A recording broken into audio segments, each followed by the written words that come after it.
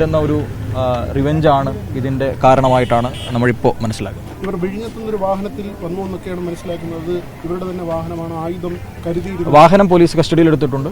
അത് റെൻ്റലായിട്ട് എടുത്തിരിക്കുന്ന വാഹനമാണ്.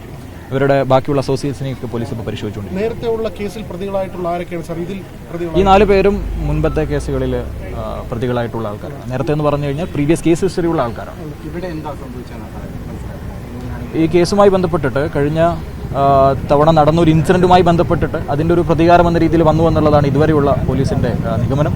അതുമായി ബന്ധപ്പെട്ട ഒരു പ്രിപ്പറേഷനോട് കൂടിയിട്ട് തന്നെയാണ് ഡ്രൈവർ ഉൾപ്പെടെ ഒരാൾ ഡ്രൈവറായിട്ട് വണ്ടിയിൽ തന്നെ ഇരിക്കുമായിരുന്നു. ബാക്കി 3 ആൾക്കാരാണ് സീനിൽ കൃത്യമായ രീതിയിൽ ഉണ്ടായിരുന്നതെന്ന് നമ്മൾ മനസ്സിലാക്കുന്നു. എല്ലാ പ്രതികളെയും പോലീസ് ഐഡൻറ്റിഫൈ ചെയ്തിട്ടുണ്ട്. പ്രതികളെ പിടികൂടാനുള്ള ഊർജിത ശ്രമമാണ് പോലീസിന് ഭാഗത്ത്. ആ ഭാഗങ്ങളൊക്കെ നമുക്ക് കൂടുതൽ അന്വേഷണത്തിലുള്ള മാത്രമേ. ഈ സ്പോട്ടിൽ ഉള്ള ആൾക്കാരെ കൂടാതെ ഇതിന് പിന്നിൽ എന്തെങ്കിലും ഗൂഢാലോചനകളുണ്ടോ, ഏതെങ്കിലും കൂടുതലായിട്ടുള്ള ആൾക്കാരുടെ പങ്ക് ഇതിലുണ്ടോ എന്നുള്ള കാര്യങ്ങളൊക്കെ പോലീസ് പരിശോധിക്കുകയാണ്. വാഹനം കസ്റ്റഡി